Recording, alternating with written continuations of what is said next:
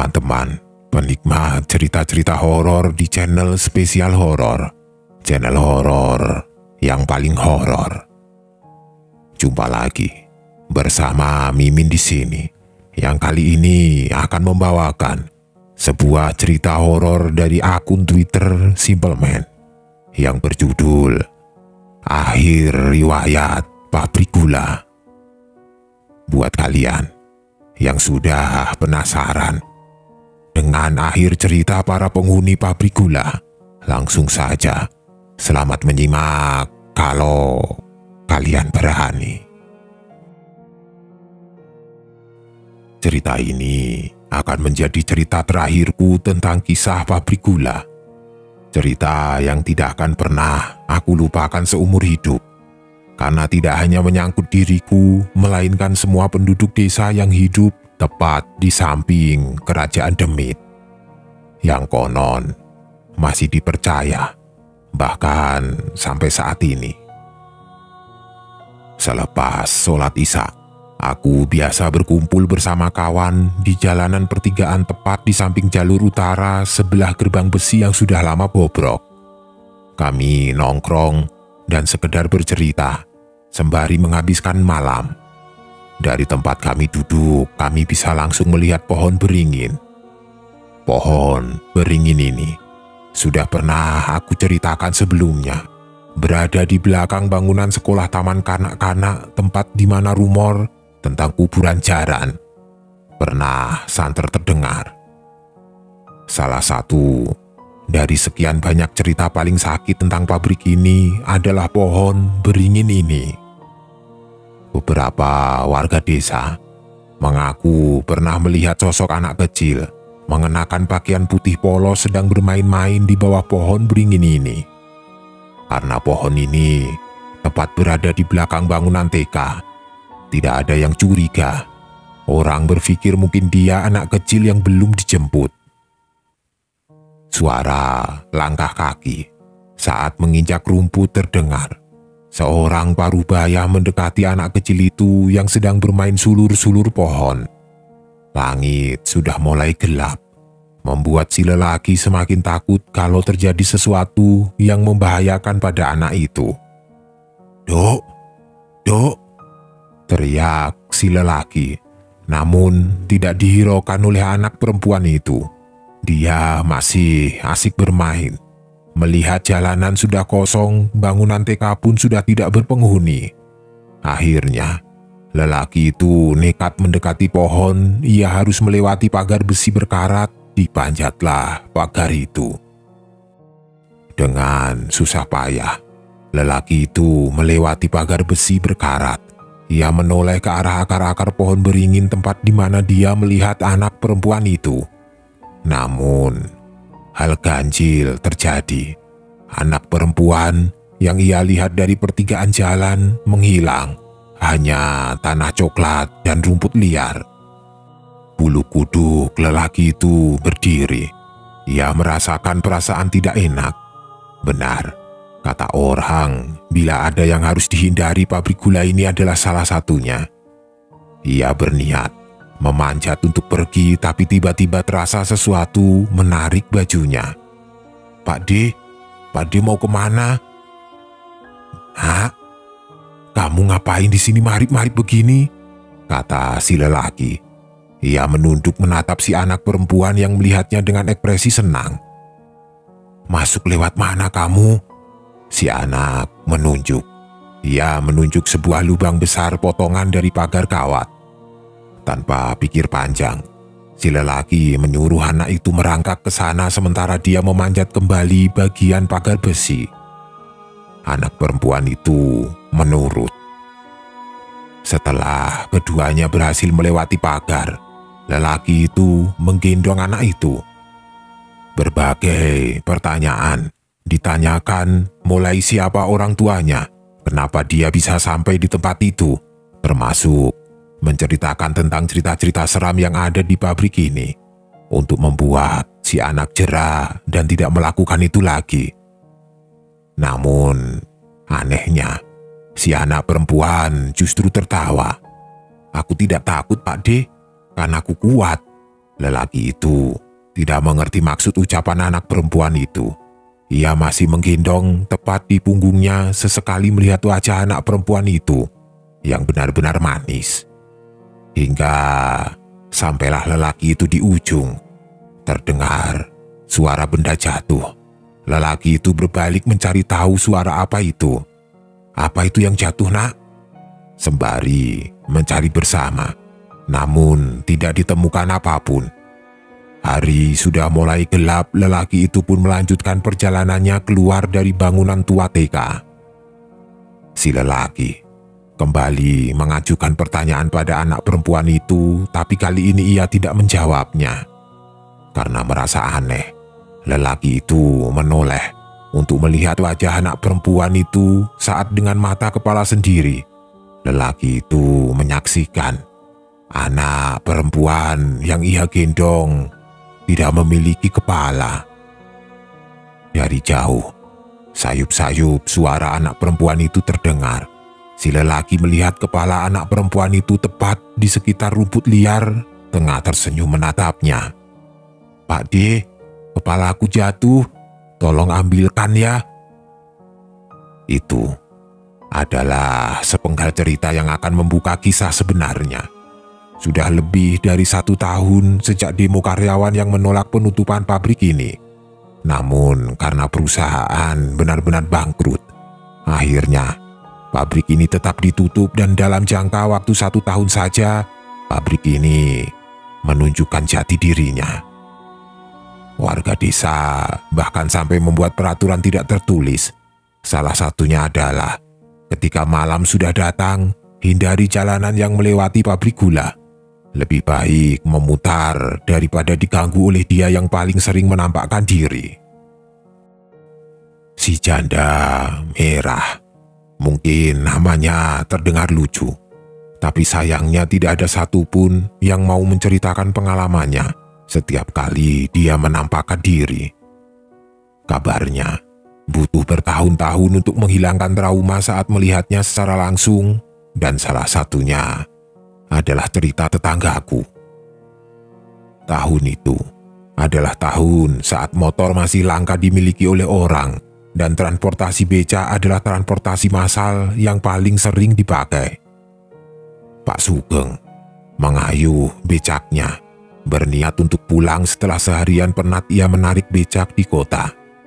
Awalnya ia ingin memutar, namun mengingat tenaganya yang tinggal tidak seberapa, ia akhirnya memutuskan melewati jalanan di jalur selatan. Salah satu jalur paling sepi, yang bahkan sudah tidak dilewati lagi saat hari sudah gelap. Namun Pak Sugeng yakin tidak akan ada yang terjadi kepada dirinya. Singkatnya, saat sampai di desa sebelah pabrik gula, sudah tampak terlihat seorang tengah berdiri di samping jalan melambai-lambaikan tangannya. Pak Sugeng yang melihatnya awalnya bingung. Ia ingin memutar dan berbalik saja, tapi sosok itu terlihat seperti manusia normal. Kakinya menapak tanah. Didekatilah dia, meski kecurigaan masih ada di dalam benak Pak Sugeng. "Pak, mohon maaf, saya mau pulang, tapi sudah tidak ada becak lagi. Bapak mau antar saya?" Pak Sugeng menatap kaki perempuan itu di mana ia masih menapak tanah. Mungkin bodoh kalau bertanya apakah dia hantu, tapi Pak Sugeng mengatakannya. Mungkin ia ingin lebih memastikannya. "Mbaknya manusia kan?" Perempuan itu tersenyum. Setelah tawar-menawar harga, akhirnya Pak Sugeng sepakat ia harus memutarbalikkan becaknya karena lokasi tempat tinggal perempuan itu jauh di belakang. Perempuan itu pun naik. Pak Sugeng mulai mengayuh becaknya sembari sesekali ia mengajak bicara. Untunglah, selama perjalanan perempuan itu mampu mengimbangi Pak Sugeng. Ia banyak bercerita mulai dari pernikahannya hingga pengalaman pernah keguguran. Pak Sugeng hanya mendengarkan, meski sesekali ia berkata, "Sabar adalah kunci utama hidup manusia, Mbak." Perempuan itu tertawa. Di tengah jalan, tiba-tiba perempuan itu berkata kepada Pak Sugeng, "Pak, mohon maaf, biasanya di sini ada teman saya. Tidak apa-apa kan bila dia ikut? Uangnya nanti saya tambah ya Pak." Pak Sugeng awalnya curiga, mana ada orang yang kerja di sekitaran sini. Tapi ucapan perempuan itu terdengar meyakinkan. Sudah lama Pak Sugeng tinggal di sini, jadi ia merasa yakin tahu seluk-beluk wilayah ini termasuk pekerjaan di sini. Namun, jauh di depan benar saja, ada seorang perempuan lagi mengenakan pakaian putih tengah berdiri melambai pada becak Pak Sugeng. Dua perempuan, satu berwarna merah, satu berwarna putih, sudah mirip seperti bendera Indonesia. Pak Sugeng mengangkut keduanya. Lewatlah dia di depan beberapa pos tempat orang ronda dan setiap kali Pak Sugeng lewat, wajah orang-orang yang ronda tampak aneh. Tidak hanya satu, tapi nyaris setiap orang yang melihatnya tampak menatap dengan wajah kaget, namun tidak satu pun yang bicara. Berusaha untuk tidak menghiraukan itu, Pak Sugeng sampai di rumah dua perempuan itu. Rumahnya besar, megah, dengan rumah-rumah tetangga. Pak Sugeng sampai takjub siapa sangka sebelum pulang dia mengangkut wanita kaya raya. "Pak, silakan masuk ya." Tidak Mbak, saya langsung pulang saja." Perempuan yang mengenakan pakaian putih masuk lebih dulu, sedangkan yang mengenakan pakaian merah memaksa Pak Sugeng untuk masuk dulu. "Uangnya ada di dalam Pak," ucapnya meyakinkan Pak Sugeng. Lelah menolak, Pak Sugeng akhirnya mengangguk ia menurut. Tepat setelah masuk rumah besar itu, betapa kagetnya Pak Sugeng. Rupanya isi rumah jauh lebih mewah dari yang ia bayangkan. Perempuan itu menarik tangan Pak Sugeng mengajaknya menuju ke meja makan. "Makan dulu ya Pak. Soalnya saya terima kasih sekali sudah mau diantar sampai ke rumah." Pak Sugeng menggeleng, tapi perempuan itu memaksa sampai mengancam tidak mau membayar kalau Pak Sugeng menolak. Terpaksa Pak Sugeng menurutinya. Perempuan itu meninggalkan Pak Sugeng menuju ke kamar. Tidak lama ia kembali dan memberikan uang yang sudah dijanjikan. Naas. Entah kenapa kaki Pak Sugeng tiba-tiba terasa sakit. Akhirnya, ia dibawa menuju kamar tempat Pak Sugeng nanti menghabiskan malam. "Sudah, Bapak istirahat saja dulu. Nanti kalau sudah baikan, baru pulang, tidak apa-apa kok." Keinginan Pak Sugeng untuk menolak tampaknya akan sulit. Melihat kondisinya, ia akhirnya berbaring tidur. Malam itu jauh lebih sunyi. Pak Sugeng sudah terlelap dalam tidurnya. Ia berbaring sendirian di atas ranjang yang besar itu. Tiba-tiba, saat ia berbalik tangannya tanpa sengaja menyentuh sesuatu, Pak Sugeng membuka mata saat melihat kain putih ikut berbaring di sampingnya. Bukan hal aneh bila awalnya Pak Sugeng melihat itu seperti guling, tapi semakin lama aroma anyir bau busuk mulai tercium di hidung Pak Sugeng, yang membuatnya akhirnya berdiri dan memeriksa benda apa yang ada di sampingnya. Kaget setengah mati adalah hal pertama yang Pak Sugeng rasakan saat melihat wajah hitam dengan kapas di hidung tengah berbaring menatapnya. Lompatlah Pak Sugeng sebelum ia mulai lari tunggang langgang. Rumah besar megah yang ia lihat tadi berubah menjadi bangunan tua tidak terurus, penuh dengan rumput liar yang tumbuh di tembok beserta lumut. Pak Sugeng masih berlari saat ia melihat meja tempat ia menyantap hidangan. Muntah isi perut Pak Sugeng menyaksikan apa yang ada di atasnya. Piring yang dipenuhi lantung dengan ulat-ulat di atasnya beserta tanah hitam berjajaran di atasnya dengan daging ayam bangkai. Pak Sugeng memutuskan lari menuju pintu rumah saat dari belakang seseorang memanggilnya. Mas, jangan tinggalkan adik. Pak Sugeng berbalik dan dilihatlah perempuan berambut panjang dengan pakaian warna merah yang begitu mencolok. Sementara di belakangnya, sosok wajah hitam yang dibungkus kain putih mengintipnya dari balik pintu. Pak Sugeng lantas pergi karena perempuan itu mendekatinya, terbang. Itu adalah kesialan yang lebih terdengar seperti aib bagi siapapun yang pernah bertemu dengannya. Karena itulah, sangat jarang ada yang mau bercerita ketika pengalamannya bertemu dengan si janda merah terjadi.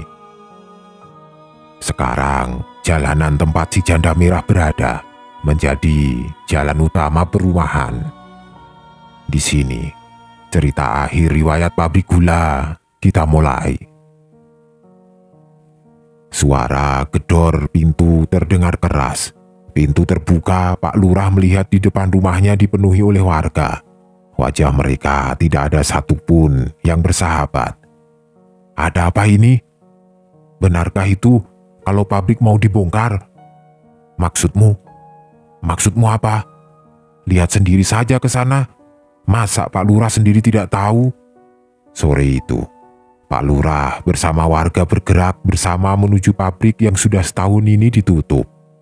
Dilihatlah gerbang timur perbatasan dengan desa di mana sudah terparkir alat-alat berat. Pak Lurah mendatangi pihak yang terlibat. Dari sana baru diketahui bila sebagian area pabrik akan menjadi hak milik perumahan salah satu perusahaan swasta. Tapi keseluruhan bangunan harus roboh. Mendengar bangunan harus roboh, wajah Pak Lurah dan warga tampak getir. Ada kengerian yang terpampang di mata mereka semua. Pak, sepertinya ada yang harus dipertimbangkan. Kapan itu akan dilaksanakan? Besok, Pak. Malam itu, Pak Lurah akhirnya menghubungi pihak yang lebih tinggi. Atasan dari kontraktor yang bekerja, namun rupanya tidak membuahkan hasil. Esok, bangunan-bangunan tua pabrik akan dirobohkan. Pak Lurah hanya mengatakan satu hal. Kalau besok sampai ada yang mati, jangan memanggil-manggil kami. Kalian tidak tahu ada apa di dalam sana. Pak Lurah pergi, sementara warga membubarkan diri. Tepat di samping lapangan, di bagian barat pabrik dibangun rumah sementara untuk para pekerja kontraktor. Hal pertama yang dilakukan keesokan harinya adalah menghancurkan bangunan utama di samping cerobong asap. Salah satu tempat di mana Aji Manunggal berada. Tidak ada satupun warga yang tahu bagaimana cara mereka untuk menghancurkan bangunan utama itu karena gambaran tinggi bangunan itu nyaris setengah cerobong asap. Yang terjadi selanjutnya adalah orang yang bertanggung jawab terhadap proyek itu menemui Pak Lurah. Rumor yang terdengar, 4 orang tewas di tempat. Sampai saat ini, berita ini menjadi semacam rahasia umum. Hanya warga yang tahu, selebihnya tidak ada yang muncul di permukaan. Berikutnya, kita akan masuk jauh lebih dalam, di mana saat penghuninya mulai menunjukkan eksistensinya yang semakin gila. Warga menyebut peristiwa ini dengan sebutan Demite Mudal. Malam Jumat Kliwon. Aku ingat peristiwa pertama yang menimpa tetangga rumah saat kali pertama mereka menunjukkan kehadirannya. Dan sekarang adalah hari yang bertepatan dengan malam Jumat Kliwon yang sama. Dulu rata-rata penduduk di desaku hanyalah sebatas anyaman bambu dengan jarak antar satu rumah dengan rumah lain cukup jauh. Ditambah dengan kebun pisang dan kebun singkong yang ditanam di area lahan kosong. Sehingga ketika malam bisa dibayangkan bagaimana suasana desa. Sunyi, sepi, dan mencekam. Malam itu, suasana tampak berbeda. Hal itu bisa dirasakan oleh semua orang dewasa, Sampai-sampai kakek nenekku memanggil keluarga besar untuk tinggal di satu rumah yang sama. Untuk apa?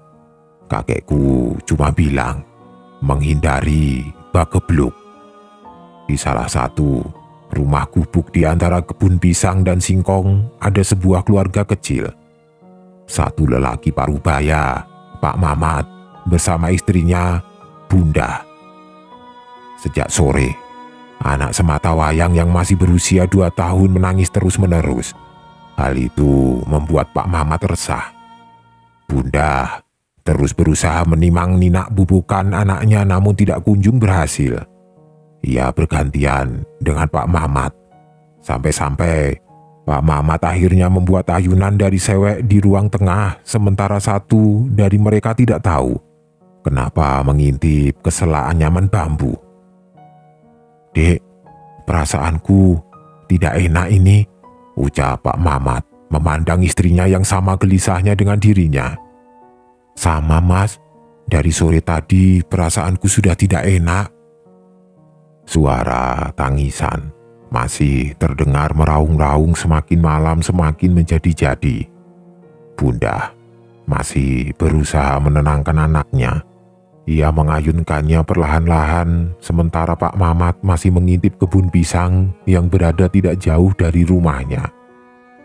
Di tengah keheningan malam, tiba-tiba terdengar suara pelan sekali. Pung, pung, pung, pung, pung, pung. Wajah Pak Mamat pucat. "Dek, kamu dengar atau tidak?" kata Pak Mamat memastikan. "Tidak, Mas. Ada apa?" Dengan nafas berat, Pak Mamat berlari masuk kamar. Ia keluar dengan parang di tangannya. "Kamu di sini dulu saja ya." Zaman itu sedang marak-maraknya kejadian tentang punggut. Buat yang tidak tahu punggut itu semacam orang yang menuntut ilmu tapi dengan cara yang salah. Cara yang salah itu adalah setiap anggota tubuhnya dipasangi susuk berbeda. Yang paling buruk dari punggut adalah merampok. Ilmu yang mereka pakai dalam susuknya adalah di kedua tangannya diisi banteng, di kakinya diisi oleh kuda, sedang badannya diisi oleh belut. Kepalanya diisi dengan kura-kura dan semua itu adalah semacam ajian turun-temurun. Penjelasannya panjang. Setiap susuk memiliki alasan sendiri. Sebagai contoh, kenapa di badannya diisi belut, hal itu ketika ia tertangkap warga ia masih bisa lolos karena belut sangat gesit. Dan kenapa di kaki diisi kuda? Hal itu memungkinkan bagi punggut untuk lari sekencang mungkin. Suara pung-pung konon berasal dari makhluk tidak kasat mata yang terganggu dengan kehadiran punggut karena sewajarnya mereka membuat tidak nyaman penghuni dunia lain. Pak Mamat menelusuri kebun pisang, namun sayang ia tidak menemukan apapun saat terdengar suara langkah kaki mendekat. Parang sudah diangkat oleh Pak Mamat sebelum ia menebas, namun ia urungkan saat tahu yang mendekat adalah istrinya sendiri. "Bunda, kok kamu bisa ada di sini?" tanya Pak Mamat bingung. "Bukannya kamu yang tadi manggil-manggil aku, Pak?" hening. Pak Mamat dan Bunda saling memandang saat sadar ia meninggalkan anak sematawayangnya di rumah sendirian. Detik itu juga mereka berlari menuju ke rumah. "Siapa juga yang manggil kamu, Dek? Tapi aku tadi mendengar suaramu memanggil minta tolong, Mas," sahut Bunda. Di tengah kepanikan itu, tibalah mereka di depan rumah. Rumah Pak Mamat terlihat gelap gulita, tanpa ada satupun cahaya yang menyinarinya. Pak Mamat dan Bunda membuka pintu.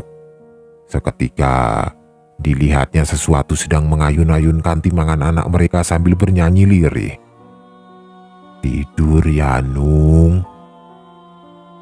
Yang membuat Pak Mamat dan Bunda mematung adalah Anak mereka yang tadi menangis meraung-raung, diam seperti menikmati ayunan dari siapapun yang entah tengah membungkuk membelakangi mereka. Bunda sontak memegang tangan Pak Mamat ketakutan. "Siapa itu, Mas?" Dari belakang, sosok itu mengenakan kebaya lengkap dengan jarik sewek. Rambutnya keriting, panjang nyaris menyentuh lantai tanah. Ia masih menimang sembari bersenandung lirih sebelum tiba-tiba ia berhenti menyadari kehadiran orang tua mereka yang hanya bisa mematung memandanginya. Perlahan, sosok itu menoleh menatap Pak Mamat, ekspresi wajahnya tersenyum. Bunda hanya bisa menutup mulut. Sementara Pak Mamat gemetar hebat melihat di hadapannya ada sesosok wanita tua berkulit keriput dengan lidah yang sangat panjang terjulur di lantai tengah melihat mereka. "Anakmu lucu," katanya. Suaranya sangat halus terdengar, seperti berbisik. Satu tangannya membelai kepala anak Pak Mamat. Setelah berkelut dengan ketakutan, Pak Mamat memberanikan bertanya, "Ada urusan apa kamu di sini?" "Rumahku dirusak, Nak. Ratu marah-marah. Aku disuruh mengobrak-abrik tempat tinggal kalian. Tapi setelah melihat anakmu, aku tidak tega. Pindah saja setelah ini, banyak yang akan mati. Jangan sampai anakmu menjadi salah satunya." Sosok itu kemudian mengangkat anak Pak Mamat sebelum membawanya menuju ke pawon atau dapur. Bunda seketika menjerit, memukul punggung Pak Mamat. Rupanya, diamnya Pak Mamat memiliki maksud lain, karena setelahnya terdengar suara anaknya menangis dari arah dapur. Pak Mamat menuju ke sana lalu kembali ke tempat Bunda yang menangis. "Tidak diambil, cuma dibawa saja. Itu, Mbah mau pamit." Malam itu adalah malam terakhirku melihat Pak Mamat, karena keesokan harinya beliau satu keluarga pindah rumah. Namun, Pak Mamat sudah menyampaikan itu kepada Mbah No, juru kunci yang memegang pabrik gula. Di sini, Mbah No mulai turun tangan. Mbah No, nama itu pasti tidak asing bagi yang mengikuti pabrik gula ini. Beliau selama ini rupanya hanya diam. Namun diamnya beliau bukan bermaksud membiarkan semuanya terjadi, karena sebenarnya Mbah No tahu bahwa akibat dari perobohan pabrik gula ini akan berimbas pada desanya. Setelah kematian 4 orang, pengelola sudah meminta tolong pada Mbah No untuk dibantu menyingkirkan atau setidaknya melancarkan urusan perobohan pabrik gula ini. Namun, Mbah No sendiri yang mengatakannya di depan mereka bahwa dirinya tidak akan sanggup. Pihak pengelola sepertinya memiliki cara lain. Salah satunya mendatangkan 5 orang yang kabarnya siap mati. Di sini aku baru tahu kalau rupanya bagi mereka yang hidup dan tahu hal-hal gaib seperti ini, uang adalah hal kesekian kalinya dibandingkan harga diri. Maksudku adalah mereka sukarela menggadai nyawa bukan untuk uang, melainkan harga diri bahwa mereka sanggup dan bisa menangani semua penghuni di dalam pabrik gula ini. Salah satu yang akan menjadi akhir cerita mereka masing-masing. Malam itu aku ingat, di depan gapura desa ada meja panjang, di atasnya berbagai hidangan yang luar biasa tersaji di atasnya. Rupanya pihak pengelola ingin menjamu kami warga desa sebagai kompensasi atas pekerjaan mereka yang kebetulan tepat di samping desa kami. Anehnya, tidak ada satupun warga yang mau menyentuh makanan itu.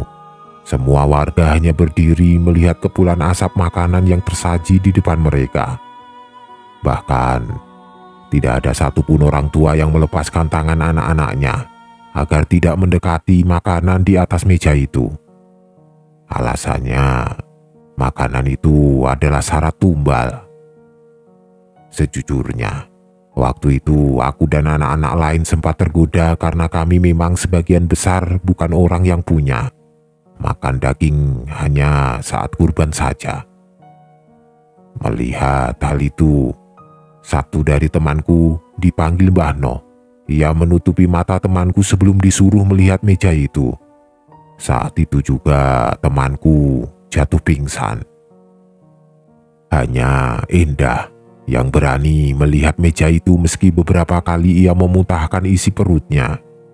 Endah hanya memberitahu, di samping meja-meja itu ada wanita yang wajahnya hancur beserta puluhan pocong tengah menjilati makanan itu. Meski pengelola sudah membujuk bahwa semua makanan ini gratis, namun hingga larut tidak ada satupun yang menyentuhnya. Mbah No mendekati pengelola. Ia merangkulnya, membisiki bahwa 5 orang yang mereka bawa tidak akan bisa menyentuh batas cerobong. Bahkan Mbah No bertaruh dengan kepalanya. Bukan tersinggung dengan Mbah No, 5 orang itu malah tertantang sampai satu dari mereka langsung datang ke cerobong asap malam itu juga. Meski 4 yang lain menolak dan menasehati agar sabar dalam membabat alas ini. Tapi sayangnya, satu orang itu paling bebal di antara yang lain. Awalnya ia berniat pergi sendiri, namun 2 orang kuli disuruh menemani.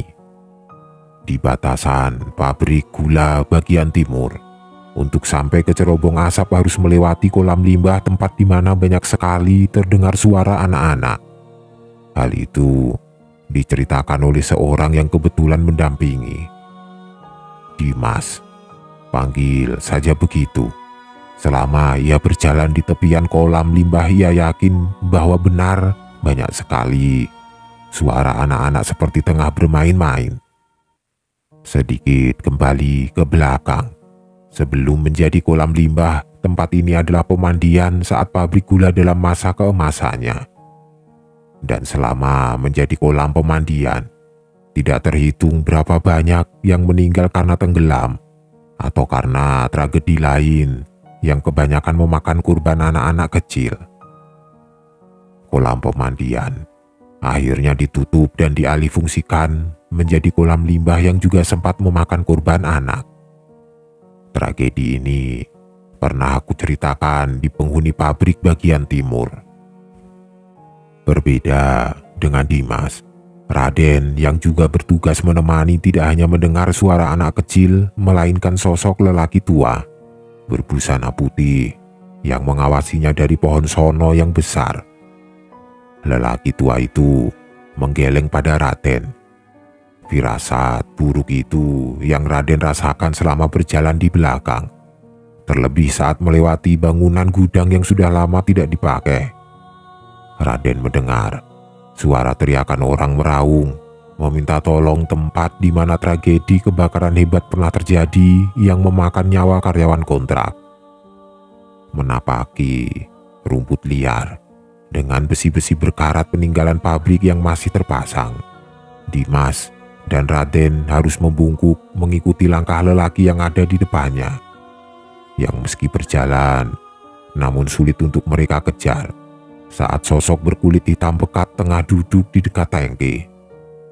Bentukannya seperti jinggo, besar, tinggi, bahkan kepalan tangannya sama seperti 2 tangan manusia normal disatukan.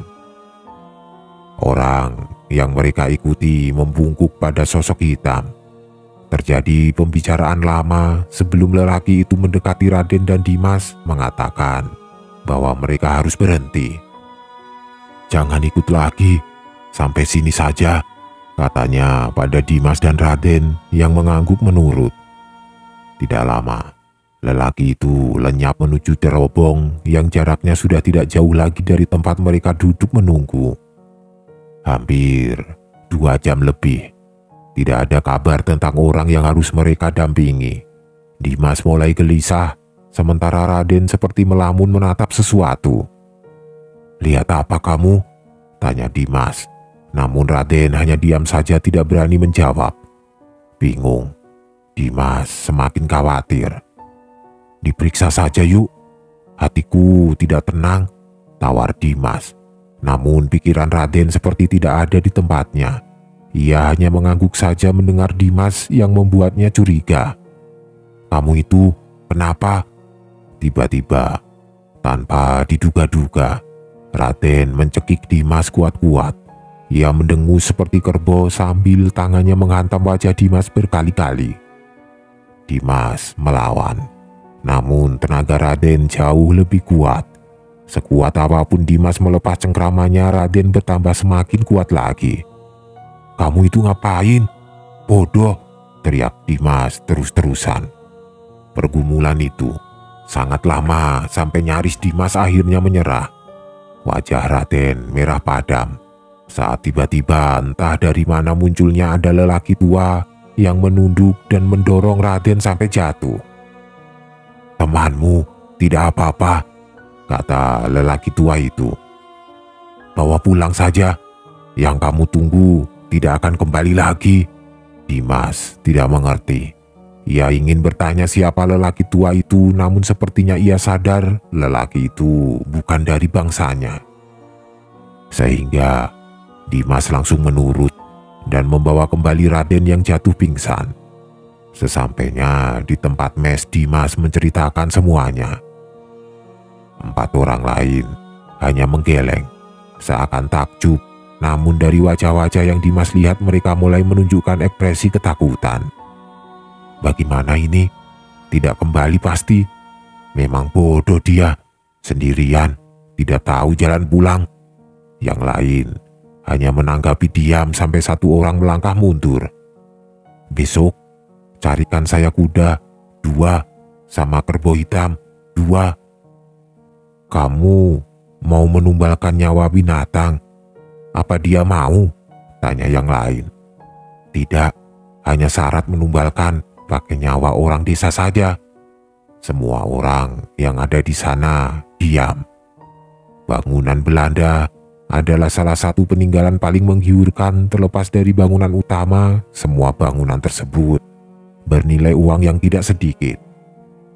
Hal itu menjadi pertimbangan bagi pengembang, sampai rentetan kejadian aneh mulai terjadi dan pengembang memutuskan, mulai besok warga sekitar diperbolehkan ikut andil menghancurkan bangunan-bangunan tua tersebut. Dengan imbalan batu bata dari bangunan itu boleh dimiliki untuk selanjutnya dijual.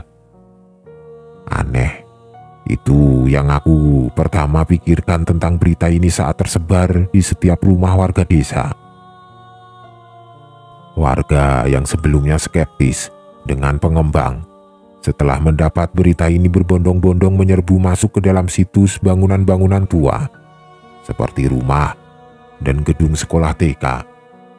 Tujuan mereka sama, menghancurkan untuk diambil batu batanya lalu dijual dengan harga tinggi.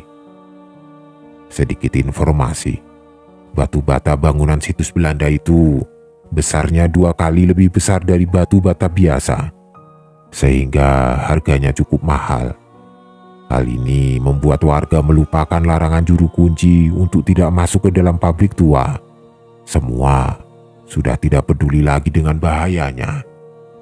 Aku sendiri tidak pernah menyalahkan warga karena aku dan keluarga juga salah satu yang ikut menghancurkan bangunan-bangunan itu. Karena kami semua sama, hidup dalam lingkup ekonomi kekurangan. Lalu, di mana hubungannya dengan 4 orang pintar yang sebelumnya aku ceritakan? Banyak rumor menjelaskan alasan sebenarnya pengembang melakukan hal tersebut adalah saran dari mereka juga, karena beberapa makhluk yang dominan di pabrik gula ini pemilih dan tumbal mereka bukan sembarang nyawa. Jadi, tujuan sebenarnya adalah tumbal pilihan. Gagal meyakinkan warga, Mbah No sebagai juru kunci akhirnya tidak lagi melarang, melainkan memberi wejangan bila langit sudah mulai gelap, aktivitas di pabrik harus ditinggalkan dan semua harus kembali ke rumah masing-masing. 1 minggu berjalan normal, semua warga menurut. Tapi minggu berikutnya, akibat perebutan batu bata yang kian tidak kondusif, ada sebuah keluarga yang nekat. tetap menambang batu bata, bahkan ia tidak mendengarkan saat azan berkumandang. Lokasi ia menambang tepat di bangunan TK di samping pohon beringin besar. Sebut saja beliau Bu Sinih. Bu Sinih ini janda beranak 5, 4 laki-laki dan 1 perempuan. Langit sudah gelap. Seorang warga yang berniat pulang melihat Bu Sinih dan keluarganya, lantas ia mendekati. "Bu, sudah mau malam, tidak pulang?" "Habis yang ini ya Mas, tanggung," jawab Bu Sinih. Orang yang memperingatkan melihat anak-anak Bu Sinih semua memukul-mukul batu bata, berusaha memisahkannya dengan semen yang sudah mengeras beratus-ratus tahun. Tapi ada satu anak perempuan Bu Sinih yang aneh. Anak perempuan ini berdiri di salah satu tembok yang setengahnya sudah roboh. Tingginya 2 kali tinggi orang dewasa. Cukup tinggi untuk seorang anak berusia 13 tahun. Ia berdiri menatap pohon beringin. Orang itu lantas kaget. "Bu, anaknya ngapain itu?" Bu Sinih tidak kalah terkejut. Ia lantas berteriak sembari berlari-lari kecil mencoba membantu anaknya turun. Namun si anak seperti melamun. Terjadi kehebohan yang membuat orang-orang berlari mendekat. Mereka berteriak meminta anak itu turun, namun yang terjadi selanjutnya adalah anak itu menjatuhkan diri dengan kepala menghantam tanah lebih dulu. Lehernya seketika patah. Dia terjatuh dengan suara berdebam yang keras. Seketika hening, anak perempuan itu tidak bergerak lagi. Kalau kalian pernah melihat sesuatu mencuat dari leher seperti itu, hal ini sama dengan pemandangan yang disaksikan oleh warga. Tidak ada darah, hanya benjolan yang mencuat. Bu Sinih langsung pingsan. Warga tidak ada yang berani mendekat. Tidak berapa lama Mbah No datang. Ia marah. Mbah No hanya memijat leher anak itu dan melarang warga mendekat kecuali yang sudah ditugaskan untuk mencari ranting daun kelor. Setelah dapat, 2 warga diminta mendekat untuk menahan leher dan kepala anak itu sebelum dipukul dengan keras. Seketika, ia langsung membuka mata. Namun, tampak ada yang salah. Anak itu hanya diam menatap lurus ke Mbah No sambil menengadahkan leher. Dia tertawa. Suaranya seperti suara nenek-nenek. Melengking, dia bicara menggunakan bahasa kromo alus. "Saya mau bocah yang satu ini ya, Dek." Semua warga kaget. Mbah No yang biasanya gampang terprovokasi, namun kali ini beliau juga tampak menaruh hormat. "Mohon maaf, ini ada ibunya. Kasihan, saya mohon jangan diambil. Kalau mau, nyawa saya saja." Anak itu terus tertawa dengan bukan suaranya. Tidak berapa lama, ia memanggil Mbah No, memintanya mendekat, membisikinya sesuatu. Wajah Mbah No merah padam. Setelahnya, anak itu digendong salah satu warga menuju desa. Endah yang berdiri di sampingku mengatakan dia melihat siapa yang tengah digendong itu adalah wujud wanita tua dengan rambut putih, panjang, tidak berbusana. Di lehernya ada satu kepala kecil seperti kepala bayi, dan dia adalah salah satu yang paling berkuasa, yang tinggal tidak jauh dari gedung utama. Aku merinding waktu mendengarnya. Selepas itu, tidak ada yang tahu dengan anak itu, karena Mbah No mengunci kamar di mana hanya ada beliau dan Bu Sinih. Namun yang jelas, Mbah No sedang membuat kesepakatan entah apa.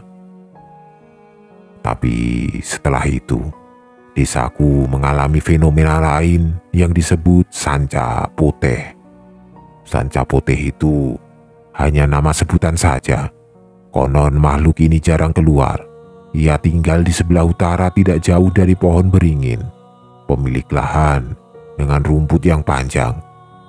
Mereka yang sudah membaca cerita ini sebelumnya pasti tahu dia siapa. Makhluk ini salah satu yang terbuas. Setiap malam, bila terdengar suara gemeresak seperti gelangsing yang ditarik, itu adalah dia, Sanca Putih, tengah berkeliling dari rumah ke rumah yang lain. Saat terjadi fenomena ini, para bapak terutama kaum lelaki sudah berjaga di pintu kamar dengan garam yang sudah disuwuk. Sak, sak, sak. Suara seperti itu benar-benar membuat siapapun merinding. Namun yang paling ditakuti bukan suara itu, melainkan suara setelahnya, yaitu suara mendesis. Kenapa suara mendesis begitu menakutkan? Karena itu artinya dia sudah memilih satu nyawa dari satu rumah. Fenomena puncak kejadian ini memang bertepatan dengan upacara Mantos Batur. Karena imbasnya ke warga desa, mereka yang mengaku melihat Sanca Putih adalah perwujudan dari wanita setengah ular. Dan dia bisa menari-nari di depan sebuah rumah. Keesokan harinya, satu orang pasti mati. Banyak yang menjadi korban, kebanyakan orang-orang tua. Akhirnya rumor tersebar, ada yang bilang itu tahayul atau orang yang meninggal karena memang sudah waktunya. Namun, kejadian ini terjadi berulang-ulang. Bahkan dalam satu minggu ada 3-4 orang meninggal. Aneh. Bila warga desaku menjadi sumber Sanca Putih, maka desa seberang, tepatnya barat pabrik, menjadi sumber dari 100 pocong atau 100 pocong. Dan sialnya, hal ini menelan korban juga. Kita bedah satu persatu bencana gaib ini. Setiap kali malam, ada saja orang yang melihat dari dalam rumah bila di luar ada suara orang tengah berjalan. Namun bila diperiksa tidak ada apa-apa. Terkadang ada yang melihat wujud manusia normal, tapi anaknya berkata itu pocong. Sebut saja Abidin, salah satu dari warga yang pernah bertemu dengan salah satunya. Waktu itu malam, ia baru pulang dari rumah teman. Ia menaiki sepeda kumbang sendirian. Saat memasuki gapura desa, Bidin merasa aneh karena tiba-tiba mencium aroma bangkai tikus dan Bidin pun berhenti. Ia mencari sumber bebauan itu, tapi dia tidak menemukannya. Lantas, ia melanjutkan perjalanan. Aneh. Saat ia mengayuh sepedanya, Bidin merasa berat. Bidin tahu apa yang terjadi, maka ia sudah berniat mau lari, pergi meninggalkan sepedanya. Namun, belum juga ia melompat dari sepeda di depan. Berbaris nyaris 6 makhluk putih, berwujud kain putih, dengan wajah menghitam yang hancur berkeping-keping. Bidin pun menghentikan sepedanya. Ia mematung. Ia sadar di belakangnya pun sudah ada satu yang tengah duduk sambil berbicara pada Bidin. "Mas, bukakan tali pocongku ya." Bidin akhirnya turun dari sepeda dan dilihatnya pocong itu. Bidin ingin lari, tapi kakinya seperti tidak dapat bergerak, tidak hanya yang di belakangnya. Semua berbicara sesuatu hal yang sama. Mereka meminta tali pocong di atas kepalanya agar dibuka.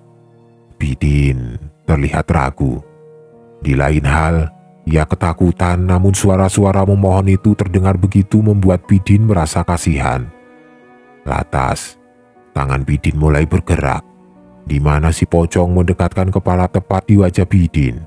Bau bangkai tercium semakin menyengat, sementara Bidin berusaha menyentuh kain. Di situ Bidin tiba-tiba urung. Ia dengan berani berkata bahwa ia tidak sanggup dan memberanikan diri pergi dari tempat itu.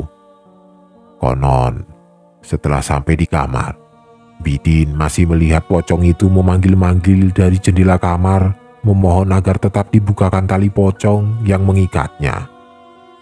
Bidin tetap menolak. Keesokan paginya, saat bergegas ke sekolah, di samping rumah miliknya banyak orang berkumpul. Bidin mendekat. bertanya perihal apa yang terjadi. Di situ Bidin baru mengetahui tetangganya wajahnya hancur tidak berwujud karena disembur oleh pocong yang mau ia tolong. Bidin terdiam kaku, bersyukur atas keputusan yang ia ambil. Ketika seseorang bertemu dengan makhluk ini, ia meminta dibukakan tali di atas kepalanya. Secara tidak langsung, wajahnya akan berhadapan-hadapan dengan si penolong. Saat itu, pocong ini menyemburkan sesuatu ke wajah kurbannya.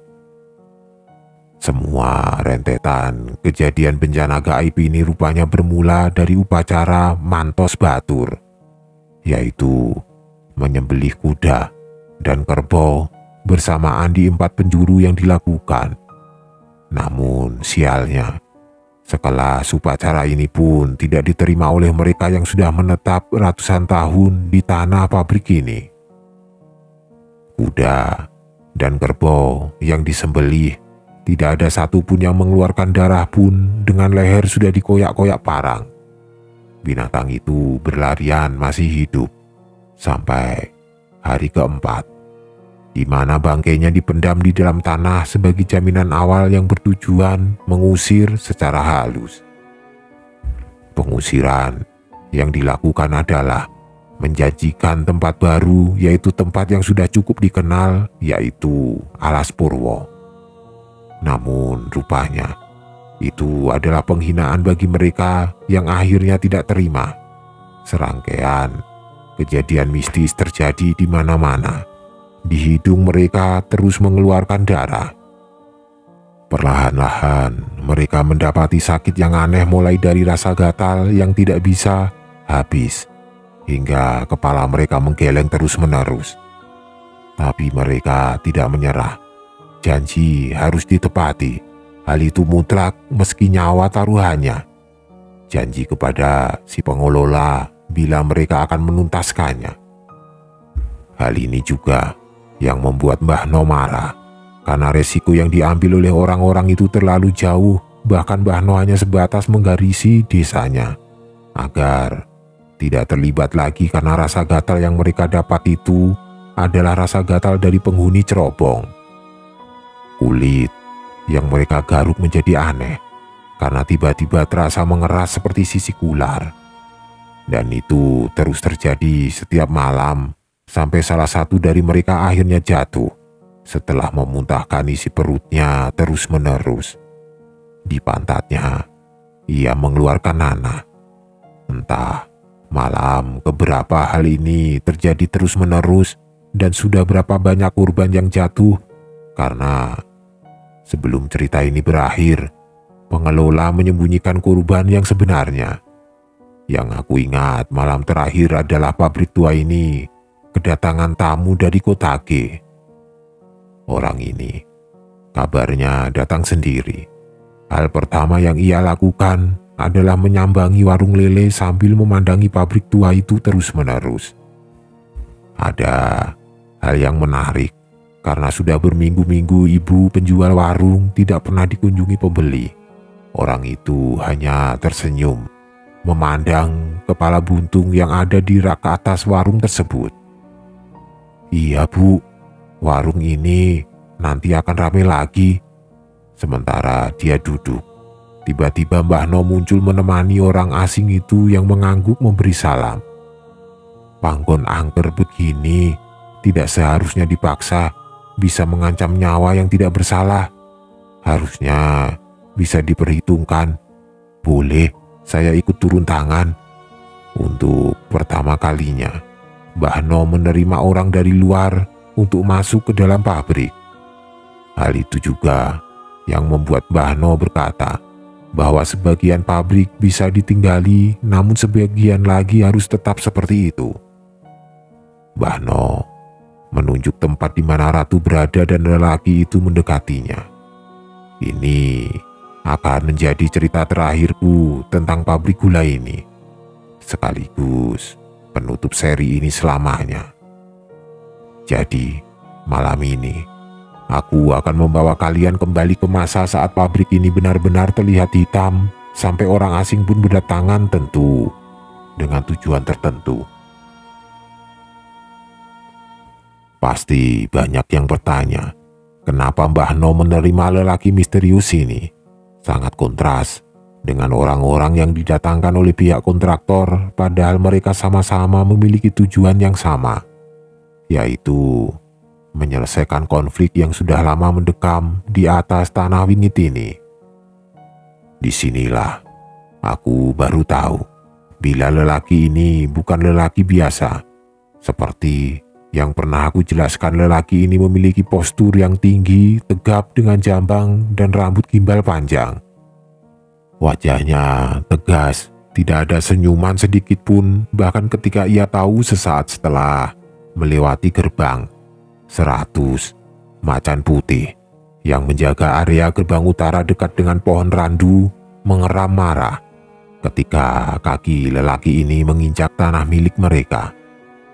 Tidak ada satupun makhluk yang ada di sini menerima kehadiran lelaki misterius ini.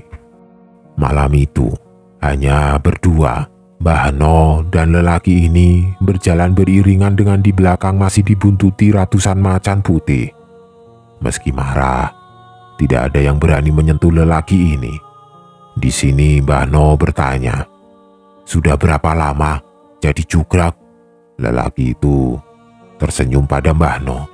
Ia menjawab dengan suara lirih seperti orang kesakitan, "Sudah hampir 4 tahun.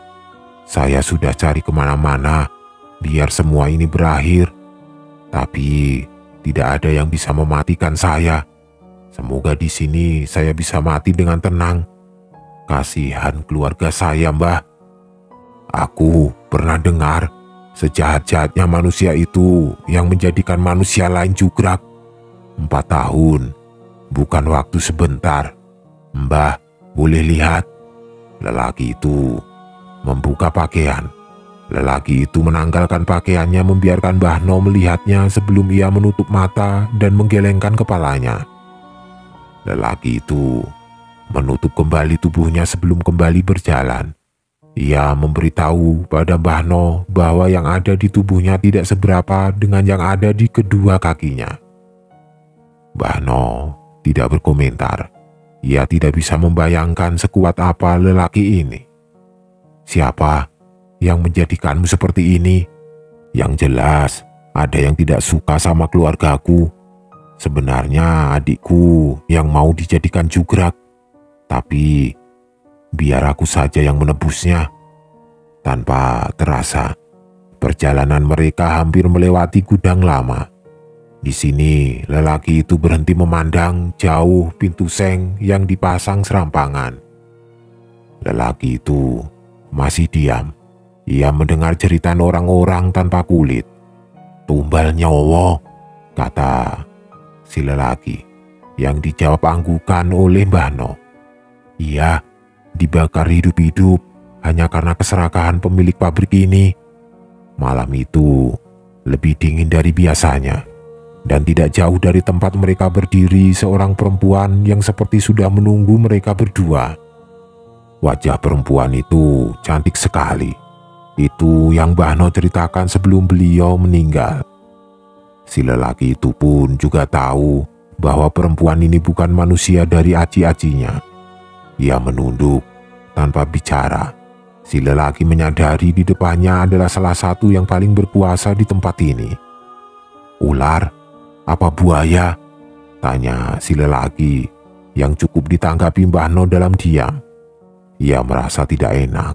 Namun untungnya si perempuan menoleh. Ia tersenyum pada lelaki itu sebelum menjawab pertanyaan. "Bajul putih, Mas. Buaya putih. Di sini aku diberitahu bahwa dulu perempuan ini sering mampir ke desaku. Biasanya laki-laki yang ia cari. Cara untuk tahu bahwa dia manusia atau bukan adalah dengan cara melihat aci-aci di bawah hidung, di atas mulut. Bila tidak ada lekukan, bisa dipastikan dia siluman." Ada cerita tersendiri dari siluman ini. Yang jelas setelah kematian pemuda desa, warga meminta juru kunci sebelum Mbah No untuk menghentikan teror perempuan ini. Dan cara Yang digunakan kabarnya juru kunci menceburkan anak genderuwo ke sungai dekat pabrik. Semenjak saat itu, tidak ada lagi kabar perempuan ini yang meminta pemuda lagi. Namun, sekarang Mbah No juga baru tahu bila ia rupanya mengabdi di dalam kerajaan demit ini. Mbah No bahkan sampai bilang, sebagai manusia ia memiliki batasan, salah satunya rupanya banyak yang jauh lebih berbahaya bila dibandingkan oleh wungkul atau gerandong yang pernah terang-terangan menyerang. Mbah No melihat pertama kalinya peliharaan naga yang berjaga di cerobong asap pabrik yang besarnya hampir 2 kali cerobong asap itu sendiri. Anehnya, baru kali ini ia diizinkan melihat. Mbah No sempat berpikir, mungkin selain mengantar Jagrak, ia juga tidak akan kembali alias mereka menginginkan dirinya juga. Maka bila itu terjadi, juru kunci lain harus siap menggantikannya. Setidaknya itu yang Mbah No rasakan saat sayup-sayup tabuhan ludruk terdengar dari kejauhan. Rupanya ini adalah pesta yang sering aku dengar dari karyawan-karyawan pabrik dulu. Musiknya memabukkan dan konon berbeda-beda. Ada yang melihat ludruk, ada yang melihat pewayangan atau tari-tarian Jawa lama. Namun, yang dilihat malam ini adalah pesta untuk menyambut si Jagrak. Wajah semua makhluk yang ada di sana, tidak ada satupun yang menerima. Nyaris semua masam, bahkan macan putih yang sudah mengitari tempat itu masih mengeram marah ingin menerkam. Mbah No tahu, bagi mereka, aroma Jagrak seperti aroma daging busuk karena mereka dibuat dari ilmu Jawa kuno. Si perempuan yang mengantar melepaskan pakaian lelaki itu. Di situ Mbah No melihat lagi tubuh tegap dengan beberapa bagian bolong di mana Mbah No bisa melihat tulang belulang lelaki itu. Kedua kakinya pun sama. Kata orang Jawa, keruak, daging berlubang, ia dituntun ke tengah acara. Lelaki itu hanya berpesan bahwa ia berpamitan dan meminta Mbah No mengantarkan kembali pakaian miliknya ke sana keluarganya. Mbah No menyanggupi. Di situ Mbah No juga melihat ada satu orang yang ia kenal bergabung bersama makhluk itu. Ia adalah salah satu paranormal yang hilang.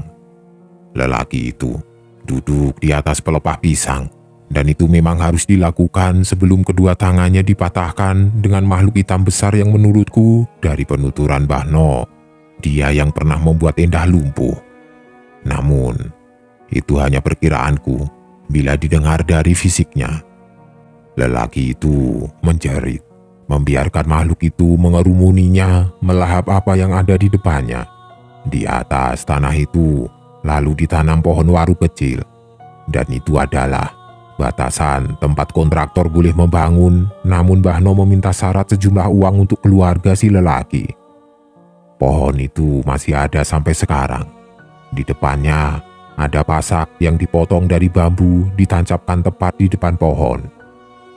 Ada satu yang membuatku ngeri saat mendengar cerita ini adalah perkataan Mbah No dalam merapalkan mantra atau apapun itu dengan bahasa Jawa. Tapi sayangnya, aku tidak bisa, hanya ada beberapa kalimat yang bisa aku tangkap.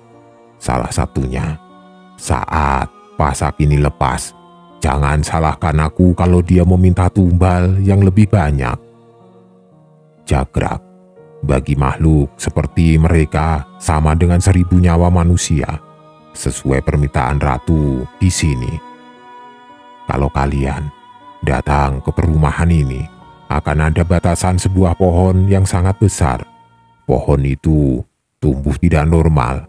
Anehnya, di balik pohon itu ada tanah cukup luas yang sayangnya tidak tersentuh. Konon, makhluk penghuni pabrik ini setengahnya masih ada di sana dan setengahnya pergi. Aku banyak mengurangi esensi akhir cerita ini. Karena percaya atau tidak percaya, cerita ini banyak membuatku dan keluargaku jadi pesakitan. Namun, aku percaya bahwa ada makna baik di balik cerita ini. Oh iya, sebenarnya aku mengenal lelaki ini. Itulah alasan kenapa dulu Mbah No mau cerita kepada aku. Yang ingin aku katakan, lelaki ini adalah orang paling baik yang pernah aku kenal. Tapi ya sudah, dasarnya manusia yang jahat itu memang ada. Namun syukurlah sekarang keluarga lelaki yang ditinggalkan ini serba berkecukupan hingga sampai saat ini. Orang Jawa tahu, jagrak itu seperti musibah, karena ia menanggung segala bencana di dalam sebuah keluarga, karena setelahnya kebaikan akan menyertai keluarga tersebut.